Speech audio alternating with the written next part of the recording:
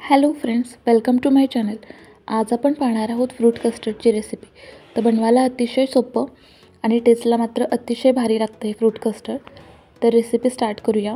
इथं मी अर्धा लिटर दूध घेतलेलं आहे आणि हे दूध आता आपल्याला बॉईल करून घ्यायचं आहे. तर अर्धा लिटर दुधामध्ये साधारणतः 4 ते 5 लोकांसाठी फ्रूट कस्टर्ड आरामात बनतं. आणि अर्धा लिटर दुधासाठी इथे मी 2 चमचे कस्टर्ड पावडर घेतलेली आहे आणि तिला आपल्याला पाण्यामध्ये डिझॉल्व करायचं, मिक्स करून घ्यायचं आहे पाण्यामध्ये. यामध्ये लम्स अजिबात होऊन द्यायच्या नाहीत. आणि बाजूला इकडे दूध आपलं उकळायला लागले, सो दुधामध्ये साखर टाकायची. तर इथं मी 1/4 कप साखर ॲड केली. तुम्ही तुमच्या आवडीनुसार कमी जास्त साखरेचं प्रमाण ठेवू शकता. सो टेस्ट करून बघायचं थोडं. आणि मग दुधाचा गॅस बारीक करायचा, थोडी फ्लेम.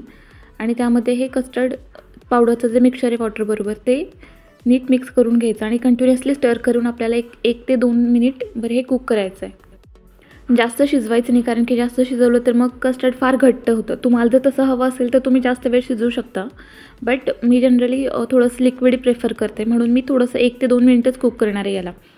आणि 1 ते 2 मिनिट कुक केल्यानंतर गॅस बंद करायचा आणि हे मिश्रण, दुधाचं मिश्रण ते थंड करून घ्यायचं. जनरली कस्टर्ड पावडर ही व्हॅनिला फ्लेवरमध्ये येते, बट मी इथं ना रोज एसेन्स ॲड करते. 2 ते 3 ड्रॉप्स टाकले ना तरी बास होतात, किंवा रसमलाई इसेन्स असेल तरी पण तुम्ही तो यूज करू शकता. आणि हे सगळं आपल्याला फ्रीजमध्ये ठेवून द्यायचे. आणि फ्रूट्समध्ये मी इथे एक डाळिंब, थोडेसे स्ट्रॉबेरी आणि एक ॲपल कट करून घेतलेले, बारीक चॉप करून घेतलेले.